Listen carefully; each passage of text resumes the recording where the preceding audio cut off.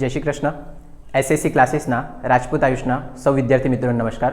મિત્રો, આ એક નાનકડો ઇન્ટ્રો વિડીયો છે જે લેક્ચર સ્ટાર્ટ થવા પહેલાં 2 મિનિટનો ચાલશે, એના પછી લેક્ચર સ્ટાર્ટ થશે, બરાબર. અને સૌથી પહેલાં મેં વાત કરી દેમ તો મારું નામ આયુષ રાજપૂત અને આપણા ક્લાસીસનું નામ છે એસએસસીસી, જેનું ફૂલ ફોર્મ છે સ્ટુડન્ટ અચીવ કોમર્સ ક્લાસીસ, બરાબર. અહીંયા સાઇટ પર તમને મારો મોબાઈલ નંબર દેખાશે. જો તમને કોઈ પણ સબ્જેક્ટમાં ડાઉટ હોય 11, 12 કોમર્સ, બીકોમ, એમકોમ, બરાબર, તમે એના પર મેસેજ કરીને પૂછી શકે. પછી એની નીચે મારા યુટ્યુબનું ચેનલ દેખાશે અને એ યુટ્યુબના ચેનલ પર તમને 11, 12ના તો થોડાક ઓછા મળશે, પણ બીકોમ, એમકોમના પૂરેપૂરા વિડીયો મળશે તમને. અને એની અંદર વિડીયોની અંદર કોમેન્ટ કરજો જો કંઈ બી નહીં ખબર પડે તો, બરાબર. આ બાજુ મારા ઉપર દેખાશે મારું પર્સનલ ઇન્સ્ટાગ્રામ અકાઉન્ટ હશે, એની નીચે આપણા ક્લાસીસનું ઇન્સ્ટાગ્રામ અકાઉન્ટ હશે અને એની નીચે એક ઇન્સ્ટાગ્રામનું અલગથી અકાઉન્ટ બનાવ્યું છે જેની અંદર 11, 12 પ્રથમ પરીક્ષા અને દ્વિતીય પરીક્ષાના તમને પેપર મળી જશે, બરાબર. અને એકદમ લાસ્ટમાં તમને દેખાશે ટેલિગ્રામનું ચેનલ છે. ટેલિગ્રામના ચેનલની અંદર 12th બોર્ડના અને બીકોમ, એમકોમના યુનિવર્સિટીના બધા પેપર મૂકેલા છે, બરાબર. અને એ પેપર શોધવા માટે મારા એમકોમની અંદર સાથે ભણતી એક છોકરી હતી પ્રિયા, જેણે હેલ્પ કરી છે, તો એ બધું ક્રેડિટ એને જ જાય છે, બરાબર. અને સ્પેશિયલી વાત કરી દેમ તો આપણા ક્લાસના અત્યાર સુધી કોઈ પેઇડ કોર્સ એટલે કે જે તમે પૈસાથી ખરીદીને ભણી શકે તેવા કોઈ કોર્સ નથી અને આપણા ટ્યુશન ક્લાસીસનું કોઈ અત્યાર સુધી એપ્લિકેશન નથી, બરાબર, જે ટૂંક સમયમાં ડેવલપ થશે, બરાબર. કંઈ બી ડાઉટ હોય એની ટાઈમ તમે પૂછી શકે અને આ જેટલી વસ્તુ દેખાય એ બધી વસ્તુ હું હેન્ડલ એકલો જ કરું છું. એટલે કદાચ શક્યતા એવી કે તમારા મેસેજના રિપ્લાય આપવામાં કે કોમેન્ટના રિપ્લાય આપવામાં થોડો ટાઈમ લાગી જાય, તો થોડુંક વેઇટ કરજો અને આપણે વિડીયો સ્ટાર્ટ કરીએ, બરાબર. Thank you. ચાલો, પહેલાં ઉપર હેડિંગ આપી દે, શ્રી વરુણ લખાવો હેડિંગ.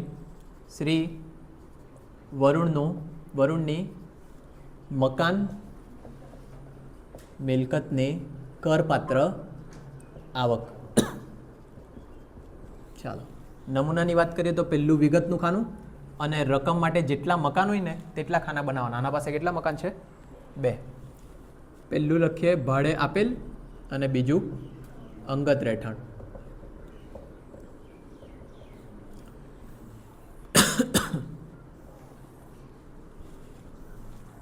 ચાલો, એના પછી નમૂનો મકાન મિલકતનું ગણે તો એ નમૂનામાં ગણાય. પહેલા સ્ટેપ 1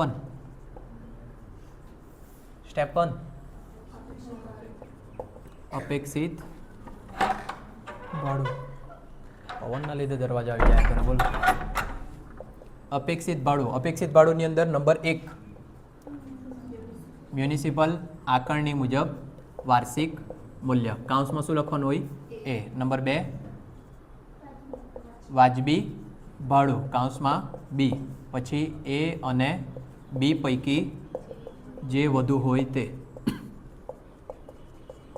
પછી નંબર 3 સ્ટાન્ડર્ડ રેન્ટ,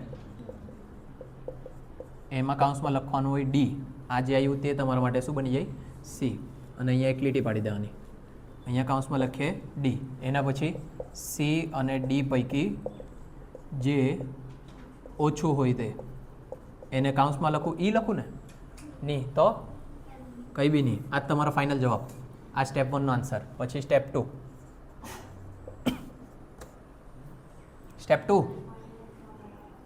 ખરેખર મળેલ અથવા મળવાપાત્ર ભાડું. ચાલો, એમાં સૌથી પહેલાં ખરેખર મળેલ ભાડું. હા, ખરેખર વાર્ષિક ભાડું આવું. પછી એમાંથી બાદ 2 વસ્તુ થાય ને. પહેલી ભાડુઆતની સગવડના ખર્ચા માઇનસ બીજી એક વસ્તુ થાય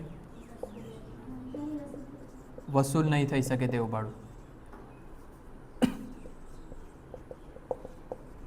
પછી બીજી એક વસ્તુ બાદ થાય, કઈ? આટલું જ આવે. આ સ્ટેપ 2 નો જવાબ બાદ કરીને કે હજુ કંઈક થાય બાદ એ થાય. તો હવે લખીએ સ્ટેપ 3 ગ્રોસ વાર્ષિક મૂલ્ય. ગ્રોસ વાર્ષિક મૂલ્ય. એના માટે સ્ટેપ 1 ને સ્ટેપ 2 પૈકી જે વધુ હોય તે, બરાબર. સ્ટેપ 1 ને 2 પૈકી જે વધુ હોય તે, અને એમાંથી બાદ કરવાનું વેકેન્સી ભાડું. પછી એ બાદ થઈ જાય. અહીંયા કન્ટિન્યુ કે એક લીટી છોડીને બાદ સ્થાનિક વેરા. બસ ને. આ બાદ કરીને જે આવે તેને ચોખ્ખું વાર્ષિક મૂલ્ય કહી કે, બરાબર? ચોખ્ખું વાર્ષિક મૂલ્ય. એમાંથી પછી પાછું બી કંઈ કપાત ને એવી વાત. શું લખું? ખાસ કપાત. ખાસ કપાતની અંદર પહેલું સ્ટાન્ડર્ડ રકમ. પાક્કું ને? મેં નમૂનો મોડે નથી કર્યો. એવું જ સ્ટાન્ડર્ડ કપાત. નંબર આપવાનું રહ્યા ને. બીજું મૂડીકૃત વ્યાજ કે લોન પર વ્યાજ. લોન પર વ્યાજમાં બે આવે પાછા, એક મૂડીકૃત વ્યાજ અને બીજું પાછલા વર્ષનું વ્યાજ, બરાબર? બીજું કંઈ આવે નહીં. આ સ્ટાન્ડર્ડ કપાત કેટલા ટકા હોય? 30%. પરફેક્ટ ના આટલો નમૂનો પરફેક્ટ મોડી નહીં કરશે ને તો પછી કંઈ થવાનું નહીં મળે. અને દાખલો આજે આના માટે થોડોક તકલીફવાળો પડશે, પણ શીખી લેવાનું. પહેલાં તો આપણે સાદો દાખલો તો બતાવીએ. મ્યુનિસિપલ આકારણી મુજબ વાર્ષિક મૂલ્ય કેટલું? 72,000 ભાડે આપેલનું લખતા છે. પછી વાજબી ભાડું નહીં મળે, નહીં હોય તો ડેશ કરવાનું. આ બંને પૈકી જે વધુ એટલે કેટલા લખવાના? 72,000. જો ઓછું બી હોતે ને તો બી 72,000 જ લખાતે. હા ને, પેલું ડેશ છે, ઝીરો નથી. સ્ટાન્ડર્ડ રેન્ટ કંઈ બી નહીં મળે. હાલ કંઈ આપેલું જ નહીં મળે. એ બી ડેશ કરીને કેટલા આવી જાય? આ બી 72,000. પછી ખરેખર વાર્ષિક ભાડું ખાલી નમૂનો જ લખાઈ મૂક્યો, કંઈ છે જ નહીં. ભાડુઆતની સગવડના ખર્ચા એ બી નહીં મળે. વસૂલ નહીં થઈ શકે તેવું ભાડું એવું બી નહીં મળે. ચાલો, એટલે આ રકમ આવી નહીં. 1 ને 2 પૈકી જે વધુ હોય તે એટલે કેટલા લખવાના પાછા? 72,000. પણ ગમે તે થાય, નમૂનો તો લખવા જ પડે તમારે, બરાબર? કોઈ રકમ આપેલી છે કે નહીં આપેલી, કંઈ ફરક નહીં પડે. વેકેન્સી ભાડું આવવાનું, કોઈ જગ્યાએ એવું બી કંઈ કીધેલું નથી એટલે ડેશ. સ્થાનિક વેરા આપેલા હતા. ચૂકવેલ સ્થાનિક વેરા દેખાય વાર્ષિક 7,200. કંઈક તો આપ્યું. આ 7,200 માઇનસ કરો. 64,800 બરાબર. આટલા સુધી ગુસ્સે બધાને. જો આપેલું હતું તો લખીને લાવતો, નહીં આપેલું એટલે ડાયરેક્ટ આવ્યું. પછી સ્ટાન્ડર્ડ કપાત આ જે ચોખ્ખું વાર્ષિક મૂલ્ય આવે તેના 30% કાઢવાનું. 19,440 આટલે સુધી ગુઈશું બધાને. હવે અંગત રહેઠાણમાં જાય. આ છેલ્લે ગણીએ આપણે. હા ને, અંગત રહેઠાણની વાત કરીએ તો અહીંયા કેટલા લખું? 60,000 ને પછી છેલ્લે 60 જ આવવાના, બરાબર? કેમ નહીં લખવાનું? અંગત રહેઠાણ માટે હોય ને તો તેના પર ટેક્સ આપવાનું નહીં. હમણાં તમે મજા કરી જ લાગતે ને, એટલે અહીંયા લાસ્ટ સુધી કેટલા આવી જશે? ડેશ. હવે સ્ટાન્ડર્ડ કપાત પહેલાંના 30% આવવાની, પણ 30% જેવું કાઢવા માટે કોઈ રકમ છે અત્યારે નહીં મળે, એટલે આ બી કેવું થઈ જશે? ડેશ. તો બસ બચ્યું તમારું લોન પર વ્યાજ. આ લોન પર વ્યાજ માટે જ આ દાખલો છે. હવે લોન પર વ્યાજ છે ને, એક બે વખત ગણ્યું નથી, પણ અહીંયા જુઓ, તમારે ચેક કરવાનું કે બાંધકામ ક્યારે પૂરું થયું. બાંધકામ પૂરું થયેલા તારીખ જોવાની, પછી લોન ક્યારે લીધેલી છે તે તારીખ જોવાની છે. બોર્ડ પર જોવાનું. તમારું વર્ષ છે અહીંયા આપણે લખ્યું નહીં, પાછલું વર્ષને આકારણી વર્ષ લખાવો. આકારણી વર્ષ 2022-23 અને પાછલું વર્ષ 2021-22. હવે અહીંયા જો, પાછલા વર્ષનું વ્યાજ એટલે 21-22નું જે વ્યાજ હશે ને તે આપણે અહીંયા પાછલા વર્ષમાં લખવું, બરાબર? પછી એ ભાડે આપેલો હોય કે રહેઠાણ અંગતનું હોય, બંનેમાં લખવા જ પડે તમારે, બરાબર? એટલે પાછલા વર્ષનું તો સાદું સિમ્પલ ખબર પડી જાય, 21-22નું વ્યાજ લખવું. પણ જે મેઇન છે તમારે તે આ સમજવાનું છે, મૂડીકૃત વ્યાજ. જે મૂડીકૃત વ્યાજ છે ને, જે તારીખે મેં લોન લેવા, ધારો કે મેં 2020માં લોન લીધી, ત્યારથી લઈને મારું બાંધકામ જે વર્ષે પૂરું થાય, ધારો કે 2022માં પૂરું થયું, આવું લખું. 20-21, 2019-20 અને 2021-22, બરાબર? આવું માનો કે 2019માં તમે લોન લીધી, 2020-21માં બી લોન લીધેલી જ છે, ચાલુ જ છે, મતલબ કન્ટિન્યુ, અને 20-21માં તમારું બાંધકામ પૂરું થયું. આ દરમિયાન તમે જેટલું વ્યાજ ચૂકવ્યું, માની લો કે તમે વ્યાજ ચૂકવ્યું છે 90,000, બરાબર? આ ટોટલ વ્યાજ ક્યાર સુધીનું? જ્યાર સુધી બાંધકામ પૂરું થયું ત્યાર સુધીનું. પાછું જોવું, જે તારીખે મેં લોન લેમ ત્યારથી લઈને બાંધકામ જ્યાર સુધી પૂરું થાય તે પૂરેપૂરું વ્યાજ તમારું કહેવાય મૂડીકૃત વ્યાજ, બરાબર? એ જે વ્યાજ છે ને તે તમને બાંધકામ પૂરું થયું તેના પછીના વર્ષ, પછીના એટલે આ 21-22 પછી 22-23, 23-24, 24-25, 25-26 ને 26-27 કેટલા વર્ષ સુધી મળશે? બાદ 5 વર્ષ સુધી. તો આના 5 ભાગ પાડવાના, ભાગ્યા 5 કરો. 18,95 કે 18,000, હા ને? એટલે કે આ 5 વર્ષ સુધી મને 18,000 તરીકે બાદ મળશે. આ ખબર પડે? હવે આવી ગણતરી તમારે કરવાની છે. પાછું છેલ્લી વખત સમજી લો, ગણે પછી કદાચ ઇઝી લાગી શકે. જે તારીખે મેં લોન લેમ ત્યારથી લઈને જે તારીખે મારું બાંધકામ પૂરું થાય, આટલી તારીખ સુધીનું જેટલું બી વ્યાજ હોય ને એ ટોટલી વ્યાજ તમારું શું કહેવાય? મૂડીકૃત વ્યાજ. અને એ મૂડીકૃત વ્યાજ તેના પછીના કેટલા વર્ષ સુધી બાદ મળે? 5 વર્ષ સુધી, બરાબર. અને પાછલા વર્ષનો તો ડાયરેક્ટ ખાવા પડે છે આપણને, હા ને. તો ચાલો એક એક પકડીને ગણીએ. સૌથી પહેલાં કયું ગણતા છે આપણે? ભાડે આપેલ મકાન માટે. અહીંયા સ્ટાર કરીને હેડિંગ આપીએ, ભાડે આપેલ મકાન પર, મકાન કાઉન્સમાં લખી દે લોન પર વ્યાજ. ચાલો હવે ચેક કરીએ કઈ તારીખે લોન લીધેલી, કઈ તારીખે બાંધકામ પૂરું થયું. ચાલો લોન લીધા તારીખ કઈ છે ને બાંધકામ પૂરું થયા તારીખ કઈ છે? હરકી રીતના વાંચી સમજીને મને કહો દાખલામાંથી.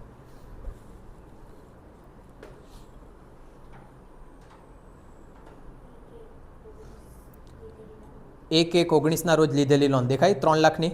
ભાડે આપેલનું જ જોવાનું આપણે, રહેઠાણવાળું જોતા નથી. એટલે પહેલાં 360 જોવાના, આપણે કયા જોવાના? ખાલી 3 લાખ. મેં 1/1/19 રોજ જો 3 લાખની લોન લેમ તો મને એ કહો કે એ કયા વર્ષમાં આવે? 18-19 કે 19-20? 18-19 પાક્કો ખબર પડી જાય બધાને, કેમ કે 19 વાળું વર્ષ પૂરું થાય 31/3/19 એના પહેલાંની તારીખ છે, ખબર પડે બધા બેહેલા છે તેમાં, હા ને. એટલે 18-19નું પહેલાં વ્યાજ ગણો. 18-19, 19-20, 20-21 એમ લોન વ્યાજ ગણતા જાઉં. ક્યાં સુધી? જ્યાર સુધી મકાન બંધાઈ નહીં જાય ત્યાં સુધી. તો મકાન બાંધકામ પૂરું ક્યારે થયું? 1/4/2021. 1/4/2021 એટલે કયું વર્ષ? 21-22.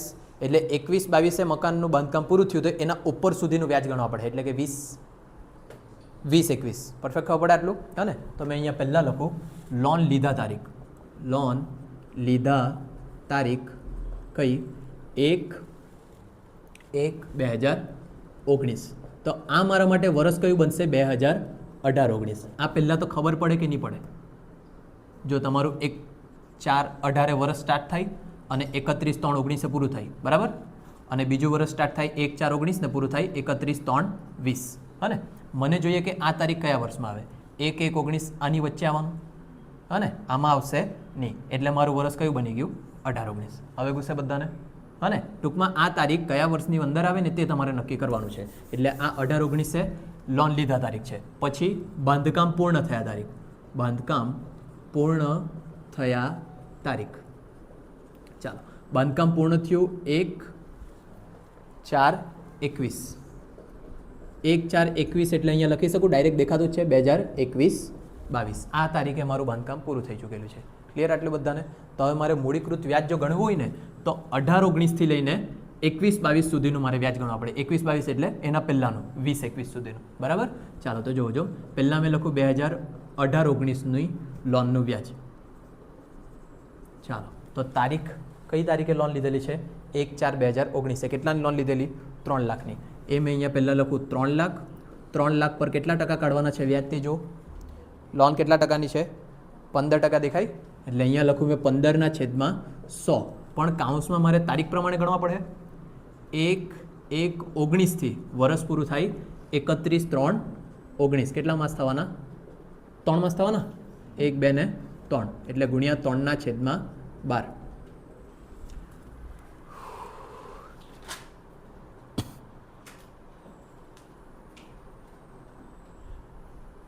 કેટલા? હા 250. પહેલાં કેવું આ ખબર પડી કે નહીં પડી? હા કે ના? તમારા અવાજ તો આવ્યા નહીં ઘરે. પણ પહેલાં છે ને જ્યારે બી લોનનું વ્યાજ ગણે ને સૌથી પહેલાં ચેક કરવાની કે લોન કઈ તારીખે લીધી. કઈ તારીખે લીધી? 1/1/19. તો એના પરથી મારું હિસાબી વર્ષ નક્કી કરવા પડે. 1/1/19 જે છે તે મારા કયા હિસાબી વર્ષમાં આવે? 18-19ના વર્ષમાં આવે. જો મેં 18-19ના વર્ષનું વ્યાજ ગણતો છે તો તે ટાઈમે મેં ચેક કર્યું કે લોન કઈ તારીખની છે? 1/1/19. તો 1/1/19થી લઈને 31/3/19 3 જ માસનું વ્યાજ ગણાવવાનું, કેમ કે વચ્ચે લીધેલી છે, બરાબર. એટલે એનું વ્યાજ આવ્યું 11,250. પણ પછી આગળ 2019-20 આવે એના પછીનું, બરાબર. 2019-20નું વ્યાજ. લોન તો તમારી 3 લાખની જ. કેટલા ટકા વ્યાજ? 15%.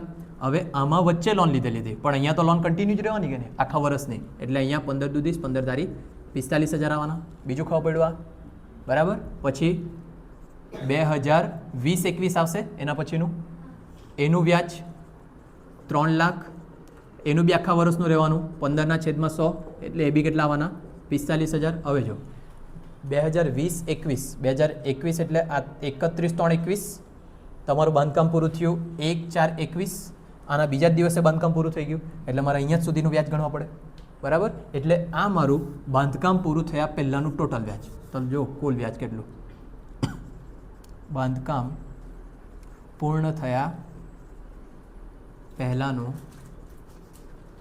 સુધીનું લખું, સુધીનું કુલ વ્યાજ 1,12,000 ને 1,10,250 કે કેટલા થાય જોઈ લો ને, 1,01,250. આ મારું ટોટલ વ્યાજ થયું. હવે કાયદો સમજો. મૂડીકૃત વ્યાજનો કાયદો એવું કહે કે જે તારીખથી તમે લોન લઈ તે તારીખથી લઈને જે તારીખે તમારું બાંધકામ પૂરું થાય તેટલા સુધીનું જેટલું બી વ્યાજ હોય ને તે એના પછીના 5 વર્ષ સુધી તમને મૂડીકૃત મળે, બરાબર. 5 વર્ષ સુધી મળે એટલે ભાગ્યા કરીએ મૂડીકૃત. મૂડીકૃત કેટલા? 1/5 અથવા તો આવું લખો તો બી ચાલે, ભાગ્યા 5, હા ને, પણ આવું જ લખવાનું 1/5 ને ભાગ્યા 5 કરીને લાવો કેટલા? 20,250. આન્સર ચેક કરી લે, આવી જાય, બરાબર છે, હા ને. આ ભાગ્ય કર્યા 1/5 એટલે આ 20,250 છે ને ત્યાં લખવાનું તમારે. એ શું આવી ગયું? મૂડીકૃત વ્યાજ. ઘૂસે થોડું ઘણું અત્યારે, હા ને. ખાલી એટલું કાયદો શું કહે, જે તારીખે મેં લોન લેમ તે તારીખથી લઈને બાંધકામ પૂરું થાય ત્યાર સુધીનું જેટલું બી વ્યાજ હોય ને એ બધું વ્યાજ તમારે 5 વર્ષ સુધી માંડી આપવાનું, હા ને. એટલે હવે પાછું વર્ષ બી જોવાનું. 20-21 પૈતું એના પછીના 5 વર્ષ, એના પછીના એટલે 21-22, 22-23, 23-24, 24-25 અને 25-26. આટલા બધા વર્ષમાં મને કેટલું મૂડીકૃત વ્યાજ કપાત તરીકે મળે? 20,250. તો આમાંથી આપણું વર્ષ ગણતા છે આપણે 22-23 છે એટલે અહીંયા મેં લખી શકું, બાકી લખી નહીં શકતા મેં, બરાબર. એટલે આ ભાડે આપેલ મકાનની અંદર મૂડીકૃત વ્યાજની અંદર મારે કેટલા લખવાના? 20,250. આ એક રકમ લાવવા માટે આટલી મગજમારી છે, હા ને. હવે પાછલા વર્ષનું વ્યાજ. પાછલું વર્ષ એટલે કયું? 2021-22. તો અહીંયા જ ગણીએ પાછું. પાછલા વર્ષનું વ્યાજ. પાછલા વર્ષનું વ્યાજ એટલે કાઉન્સમાં 2021-22. લોન તો હજુ બી ચાલુ જ છે કે નહીં, બરાબર. તો એ લોન પર વ્યાજ 3 લાખ પર કેટલા ટકા કાઢવાના? 15%. આખા વર્ષનું જ, કેમ કે લોન પૂરી થઈ એવી તો કોઈ વાત કરી નથી એટલે કેટલા આવવાના? 45,000. એટલે અહીંયા કેટલા લખવાના મારે? 45,000 છે નોર્મલ. હવે હા ને, બીજું એક ગણીએ એટલે ખબર પડે. હવે કયું? અંગત રહેઠાણ. કંઈ પૂછવાના કે પાછા વિડીયો જોઈ લેવું? અમે અંગત રહેઠાણનું મકાન કાઉન્સમાં લખીએ લોન પર વ્યાજ. હવે એમાં તમે જોતા હોય તો બે લોન છે. એક 3,60,000ની, બીજી એક 3,60,000ની છે ને બીજી કેટલાની છે? 1 લાખની છે. તો પહેલાં આપણે 3,60,000 વાળી બતાવીએ, પછી પહેલાં 1 લાખ પર જાઉં. ચાલો જો. તો તારીખ 2 જોવાની, જે તારીખે મેં લોન લેમ તે તારીખ અને બાંધકામ પૂરું થયા તારીખ.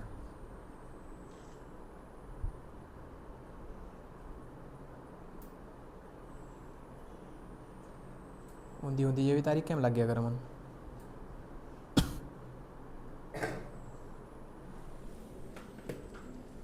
નહીં, બરાબર છે. બે જે તારીખ જોઈએ. બોલો જલ્દી. કઈ તારીખે લોન લીધી ને કઈ તારીખે પૂરું થયું બાંધકામ? જલ્દી. 3,60,000ની જે લોન લીધેલી છે અંગત રહેઠાણ માટે તે કઈ તારીખે લીધેલી અને કઈ તારીખે બાંધકામ પૂરું થયું? 1/1/19 લીધેલી છે. દેખાય કે નહીં દેખાય? લોન લીધા તારીખ 1/1/19. તો પાછું જો મેં નક્કી કરું તો આ કયા વર્ષની વચ્ચે આવે મારા? 2018-19ની જ વચ્ચે આવવાનું. સેમ તારીખ છે, બરાબર. પછી અહીંયા લખું બાંધકામ પૂર્ણ થયા તારીખ 1/4/2020. રહેઠાણવાળામાં જો 21 ક્યાંથી લખાવે તમે? અંગત રહેઠાણવાળું જોવાનું. 20 દેખાય? 21 તો શેના માટે હતું? ભાડે આપેલા માટે હતું. અંગત રહેઠાણ માટે ક્યારે પૂરું થઈ ગયેલું હતું? 2020. તો આ 2020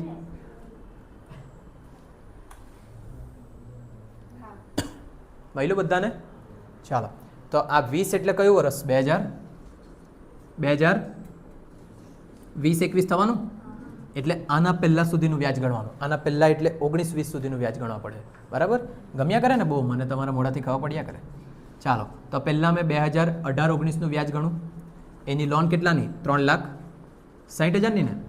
એના પર 15% લેખે વ્યાજ તો કાઢું, પણ આમાં વચ્ચેની તારીખ છે. વચ્ચેની એટલે 1/1/19થી વર્ષ પૂરું થાય 31/3/19. એટલે આ બી કેટલા માસ થવાના? 3 માસ ગુણ્યા 3/12.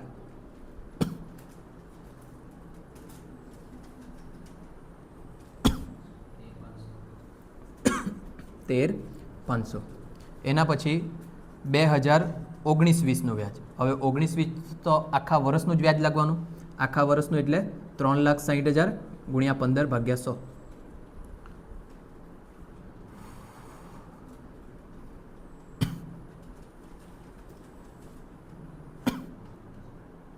કેટલું? 54,000. ટોટલ કરો. બસ અહીંયા જ કેમ ટોટલ થઈ ગયું? આના પછી કયું વર્ષ આવવાનું? 20-21. 20-21માં તો બાંધકામ પૂરું થઈ ગયેલું હતું. 67,500. આ કહેવાય તમારું બાંધકામ પૂર્ણ થયા સુધીનું કુલ વ્યાજ. અને આ તમને 5 વર્ષ સુધી માંડી વાળીને મળે એટલે ભાગ્યા 1/5 કરો કેટલા આવે?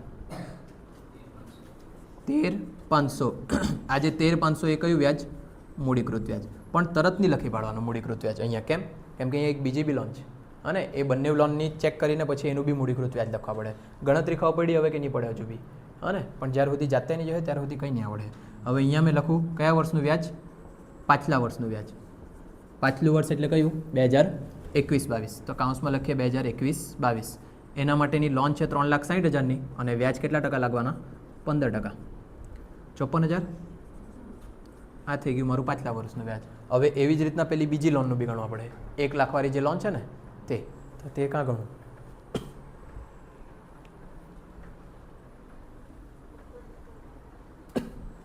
અત્યારે લખવાના બી તે તમે આ ડેશ કરતા તો આવડી જાય ને કે આ બી નહીં આવડે?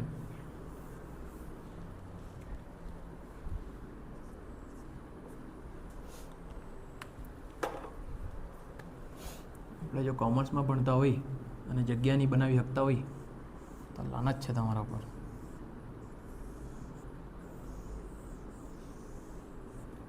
આટલામાં તો આખો દાખલો પાછો ગણી કાઢું. ચાલે ને? અહીંયા ગણાય દે. ચાલો હવે અંગત રહેઠાણનું જ ગણતા છે આપણે. પણ અંગત રહેઠાણમાં પાછું બાંધકામ માટે બીજી લોન લીધેલી છે. કેટલાની? 1 લાખની. કઈ તારીખે લીધેલી તે જો 1/1/2021. હવે નીચે કાઉન્સમાં કંઈક એવું કીધેલું છે, બીજા માળનું બાંધકામ કરવા માટે જે 1/4/21ના રોજ પૂરું થયું. બીજા માળના બાંધકામ કરવા માટે જે 1/4/21ના રોજ પૂરું થયું પછી નીચે 31/3/22 સુધીનું લેણું થયેલ વ્યાજ ચૂકવી આપ્યું. 31/3/22 એટલે અહીંયા જો આ પાછલું વર્ષ છે 31/3/22 એકદમ કમ્પ્લીટ. ત્યાર સુધીનું કમ્પ્લીટ વ્યાજ ચૂકવી આપેલું છે. જો બધું વ્યાજ ચૂકવી ગયેલું હોય ને તો જ અહીંયા લખાય. એ વસ્તુ કહેવાની જ રહી ગઈ. હા ને? જો એમ કીધેલું હોતે કે પાછલા વર્ષનું વ્યાજ ચૂકવવાનું બાકી તો ચૂકવવાનું બાકી વ્યાજ અહીંયા લખાતે નહીં. જેમ કે અહીંયા છે પાછલા વર્ષનું વ્યાજ 45,000. જો એમ કીધેલું હોતે પાછલા વર્ષનું વ્યાજ ચૂકવવાનું બાકી છે તો આ 45,000 મેં અહીંયા લખી શકું નહીં. જો ચૂકવાઈ ગયેલું હોય તો જ લખાય. ક્લિયર આટલું બધાને? એટલે નીચેનું જે વાક્ય છે ને એક નોંધ છે તમારા માટે. 31/3/22 સુધી લેણું થયેલું વ્યાજ ચૂકવી આપ્યું છે તે. હવે એના ઉપરનું વાક્ય જો બીજા માળનું બાંધકામ કરવા માટે જે લોન લીધી ને તે 1/4/21ના રોજ બાંધકામ પૂરું થઈ ગયું. તો જો હવે અહીંયા મેં લખું બીજા માળનું બાંધકામ. બીજા માળના બાંધકામની લોન લીધા તારીખ. લોન લીધા તારીખ. તો લોન લીધા તારીખ કઈ? 1/1/21 અને બાંધકામ પૂર્ણ થયા તારીખ કઈ? 1/4/21. તો આ જ વર્ષની વાત છે આ બધી. આ જ વર્ષ એટલે કયું? 21-22. Very good. 20-21. કયું વર્ષ છે આ? 20-21. તો મારે 20-21નું જ વ્યાજ ગણવાનું છે. હવે 20-21નું જો મેં વ્યાજ ગણું કેટલાનું છે? 1 લાખની લોન છે ને? ચાલો તો પહેલાં મેં અહીંયા લખું 2020-21. આ વર્ષ ખબર પડ્યું 20-21? હા કે ના? એ જ વર્ષે લોન લીધી ને એ જ વર્ષે બાંધકામ બી પૂરું થઈ ગયું. તો 20-21ની લોનનું વ્યાજ કાઢું મેં. 1 લાખની લોન છે. લોન પર વ્યાજ કેટલા ટકા? 15%. અને મહિના ગણો જો 1/1/21 થી 1/4/21. 3 મહિના જ થાય લગભગ પાછું. 1, 2, 3 બરાબર ને? એટલે 3/12 કેટલું વ્યાજ થાય? 3750. 3750 રૂપિયા. હવે જો જેમ તમે અહીંયા 3 વર્ષનું ગણ્યું, અહીંયા 2 વર્ષનું ગણ્યું, તેમ અહીંયા ખાલી 1 જ વર્ષની વાત છે. કેમ કે જે વર્ષે લોન લીધી તે જ વર્ષે બાંધકામ પૂરું થઈ ગયું. તમારે શું ટાર્ગેટ રાખવાનો છે? લોન લીધા તારીખથી લઈને બાંધકામ પૂરું થયું તારીખ આટલે સુધીનું લોનનું વ્યાજ કાઢવાનું તમારે. બરાબર? હવે આ જે આવ્યું તે તમારું વ્યાજ કહેવાય બાંધકામ પૂર્ણ થયા સુધીનું કુલ વ્યાજ કહેવાય. જો મેં ભાગ્યા 1/5 કરું તો મને કયું વ્યાજ મળી જાય? મૂડીકૃત 750. હા ને, આ 750 મારું કયું વ્યાજ આવી ગયું? મૂડીકૃત વ્યાજ. બસ આટલે તમારું કામ નહીં પૂરું થાય. તમારે બીજું કયું ગણવાનું હોય? પાછલા વર્ષની લોનનું વ્યાજ. તો અહીંયા મેં ગણું પાછલા વર્ષની લોનનું વ્યાજ. પાછલા વર્ષની લોનનું વ્યાજ 2021-22. બરાબર. લોન કેટલાની? 1 લાખની. ટકા કેટલા? 15,000 આવવાના આખા વર્ષના. બરાબર. હવે અહીંયા મેં બે વસ્તુ ગણા, મૂડીકૃત વ્યાજ અને બીજું પાછલા વર્ષનું વ્યાજ. તો જો આપણે જે ગણતા છે ખાલી કયાનું ગણતા છે? હવે અંગત રહેઠાણનું. અંગત રહેઠાણનું મૂડીકૃત વ્યાજ એક આવ્યું કેટલું? 13,500 એક લોનનું, અને બીજી લોનનું કેટલું આવ્યું? 750, એટલે 14,250. અને પાછલા વર્ષનું વ્યાજ એક લોનનું આવ્યું 54,000 અને બીજી લોનનું આવ્યું 15,000. બંનેનું ટોટલ 69. બરાબર. થાય હવે ક્લિયર? કમ્યા કરે ને? ચાલો, 20,250 એ તમારું મૂડીકૃત વ્યાજ છે. મૂડીકૃત વ્યાજની સામે લખીએ 14,250 અને પાછલા વર્ષનું વ્યાજ લખીએ 69,000. અને અહીંયા તમારો દાખલો કમ્પ્લીટ થાય. માઇનસ કરો આ બધી રકમ. 64,800માંથી આ 3 રકમ બાદ કરો. આમાં આટલા આવ્યા છે 19,890, તે બી માઇનસમાં. અને અહીંયા આવ્યા છે 83,250, તે બી માઇનસમાં. હવે બંને